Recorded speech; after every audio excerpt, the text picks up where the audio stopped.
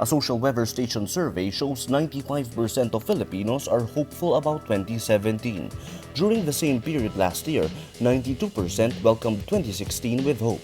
Filipinos across all geographic areas said they're hopeful about 2017, with 97% of respondents in Balances on hopeful, 95% in the National Capital Region, 95% in Mindanao, and 92% in the Visayas. Up to 99% of classes A, B, and C said they were hopeful about 2017, while up to 93% of class D said they're hopeful too.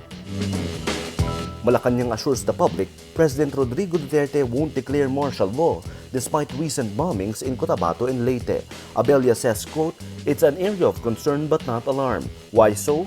Simply because first and foremost, nobody has made actual claims regarding responsibility, has not taken responsibility for the explosions, so we cannot pinpoint a specific area or person responsible.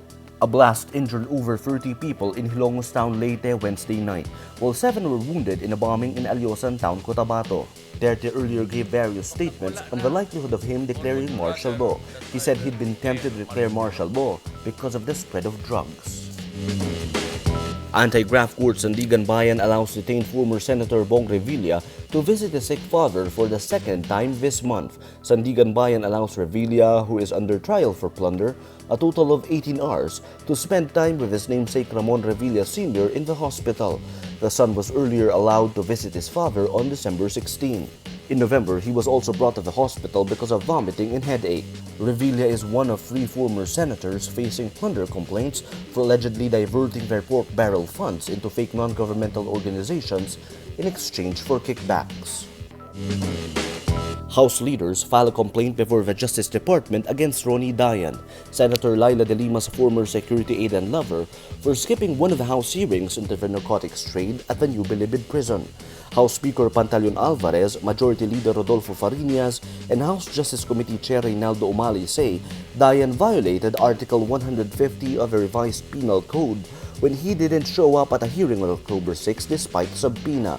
Article 150 penalizes those who ignore a congressional subpoena. It has a penalty of 1 to 6 months in prison or a fine ranging from 200 pesos to 1,000 pesos or both. Dayan hid from authorities in August after President Rodrigo Duterte accused him of having an illicit affair with De Lima and having connections to illegal drugs.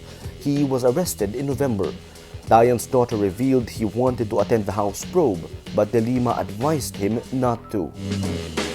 Film legend Debbie Reynolds dies Wednesday after a stroke, a day after the death of her daughter and Star Wars star Carrie Fisher. Her son Todd Fisher says, quote, "She wanted to be with Carrie." The 84-year-old Reynolds collapsed at her Beverly Hills home and was rushed to the hospital. Fisher, the daughter of Reynolds and another legend singer Eddie Fisher, is best known for playing Princess Leia in the Star Wars franchise.